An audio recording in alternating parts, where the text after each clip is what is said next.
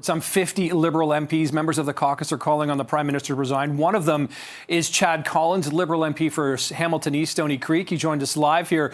Chad, good to talk to you this morning.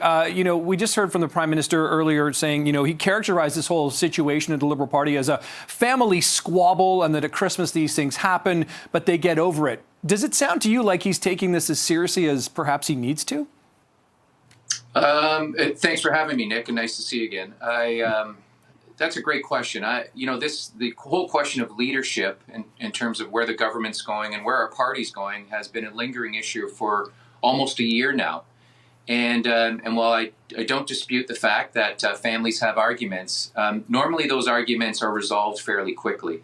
And so I think, my colleagues and I, those that have come out publicly to suggest that the party go and the government go in a new direction with a new leader, we've been very clear in terms of what our intent is. Mr. Poilievre's agenda includes fixing the budget, Nick, and I think it's quite obvious what fixing the budget might mean. That might mean the end of many social programs that we've implemented over the last number of years in terms of the $10 a day childcare initiative, the Canada Disability Benefit, the affordable housing resources that we've provided to the Greater Toronto Hamilton area.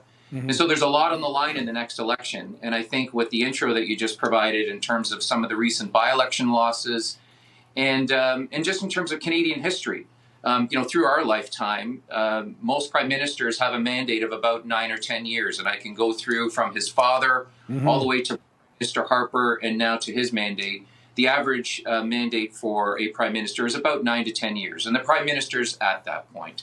So I think it's just organic that these conversations happen in this way.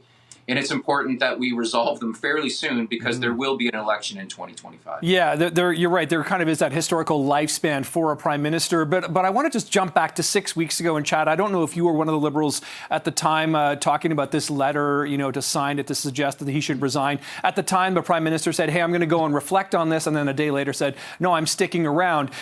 He's saying he wants to reflect over the holidays now. Should he have that time? Is this period of reflection possibly more detrimental, though? And is that good enough to hear from him?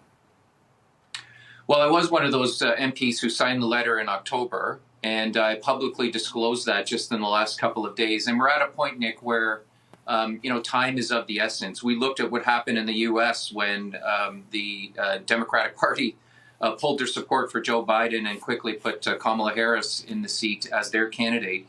And I think there was a huge disadvantage there in terms of just not having a runway to come up with a proper plan and a proper message. And so I think to your question in terms of timing, I think the sooner the Prime Minister lets us know what his decision is with the reflection that he's asked for, the better.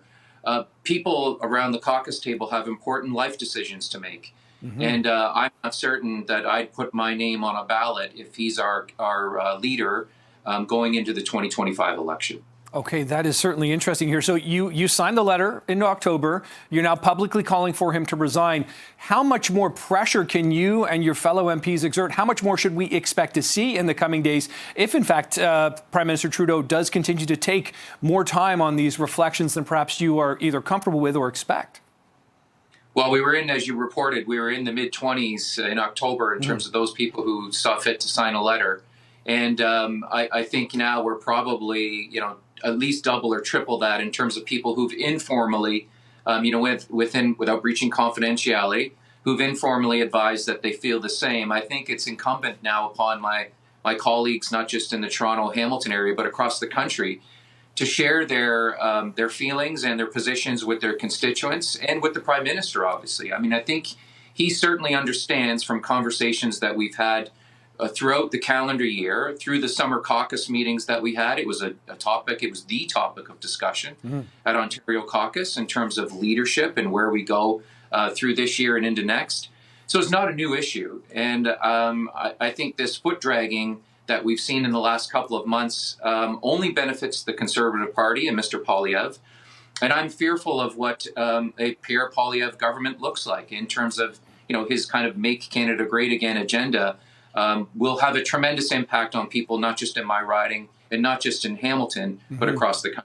Yeah, I mean, those polls certainly back up that claim about the benefit to Poilievre. That is for sure here. So here's my last question to you, Chad. Have you heard from the Prime Minister beyond those allusions to what's gone on in the last couple of nights at the different Liberal Party events? Have you heard from him at all? And if not, what do you need to hear that would perhaps change your mind, or is your mind made up?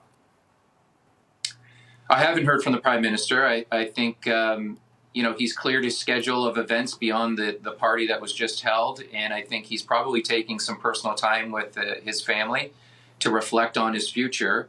I respect that. We'll all do that in the coming months. But again, I think it's back to the timing issue, Nick, in terms of the longer we wait to determine who our leader is for the 2025 election, the more advantage it sways and swings into Mr. Poilievre's favor. And so I can only hope there's no other mechanism other than the public pressure we're exerting right now. There's no other mechanism to recall the Prime Minister and or to ask him to make this decision a bit quicker than most of us would like. Right. Okay. It is going to be fascinating to keep watching this. I really appreciate the candor this morning. Chad Collins is the Liberal MP for Hamilton East Stony Creek. And Chad, again, nice to talk to you. We'll see you soon. Thanks. Merry Christmas. And to you too.